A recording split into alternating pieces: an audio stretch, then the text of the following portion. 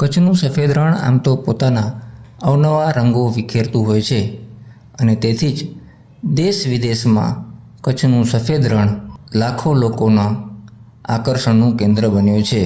જો કે આ સફેદ રણમાં જ્યારે અવનવા પતંગોના રંગ ભળે ત્યારે કેવા દ્રશ્યો સર્જાય છે તે આજે ધોરડોના સફેદ રણ ખાતે શરૂ થયેલા આંતરરાષ્ટ્રીય પતંગ મહોત્સવ દરમિયાન જોવા મળ્યા હતા. આ પતંગ મહોત્સવમાં 9 દેશ સહિત ભારતના વિવિધ રાજ્યોના 50થી વધુ પતંગબાજોએ અવનવી પતંગો સાથે સફેદ રણના આકાશમાં રંગ વિખેરી અનેરું આકર્ષણ જમાવ્યું હતું. વર્ષોથી શરૂ થયેલા પતંગ મહોત્સવની શરૂઆત અમદાવાદથી મુખ્યમંત્રી ભૂપેન્દ્ર પટેલ દ્વારા કરવામાં આવી હતી.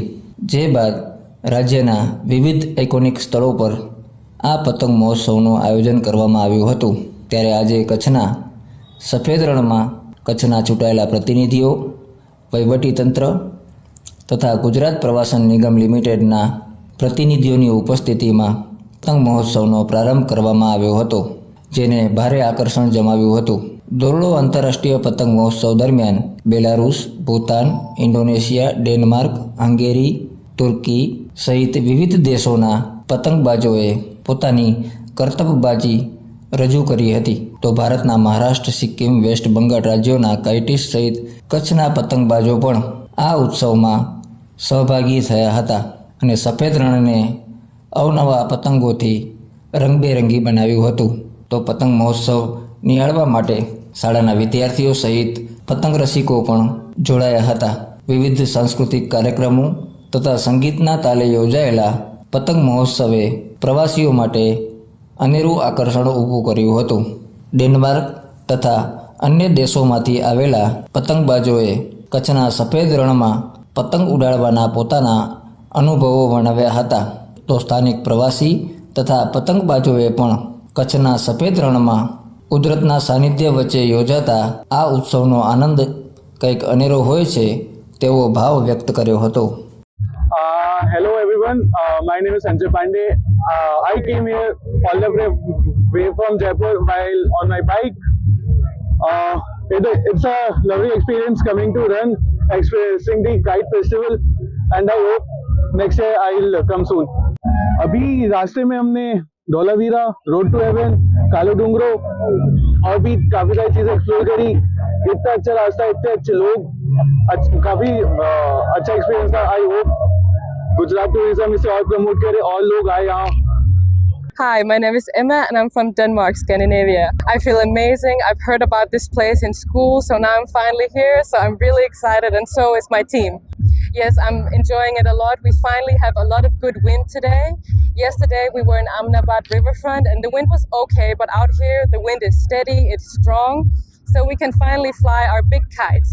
We have a 30-meter kite with us, and finally we can put it up to the sky, so we're so excited as kite flyers to get it up in the sky. I've never been here before, so this is my first time, and we have taken a lot of pictures already. It's very fun cultural experience because we don't have anything like it back where I'm from, so it's a lot of fun for sure. મારું નામ છે કિશુ શાહ, હું અમદાવાદથી આવ્યો છું. મને બહુ મજા આવી અને મને બહુ જ મસ્તી અને પછી બહુ જ ખૂબ આનંદ થયો અને હું આવ્યો. પછી પહેલી વાર હું આ બધા કાઇટ્સ ને એવું બધું જોવા આવ્યો, પછી મને બહુ આનંદ લાગ્યો. મારું નામ છે ધૈર્યજીત પરમાર. મેં ઇન્ટરનેશનલ કાઇટ ફેસ્ટિવલમાં ભાગ લીધેલો છે અને મારા મેમ્બર છે વિરાટ સોલંકી અને જયેશભાઈ. અમે કચ્છને રિપ્રેઝેન્ટ કરીએ છીએ. અત્યારે અહીંયા તમે જોઈ શકો છો બધા ઇન્ટરનેશનલ કાઇટ ફેસ્ટિવલની અંદર બધી અલગ અલગ કન્ટ્રીઝ આવેલી છે. તો આપણે ઇન્ડિયાને રિપ્રેઝેન્ટ કરીએ છીએ કચ્છ થ્રુ. અને અમારી સાથે અત્યારે કાઇટ્સ જોવા જઈએ તો અલગ અલગ થીમ વાઇઝ પણ અમે કાઇટ બનાવતા હોઈએ છીએ. અને અત્યારે હાલમાં અત્યારે સ્કેલેટન છે, પ્લેન છે, પછી લિફ્ટર છે, અને એની સાથે ગયા વર્ષે અમે શ્રીરામની થીમમાં રાખેલું હતું. આ વખતે સેવ વોટર અને બેટી બચાવની થીમ ઉપર રાખેલું છે કાઇટ અમારું. My name is Angelica. I represent the team from Belarus. This is my second time at the International Festival Kite. The festival is a unique platform for cultural exchange.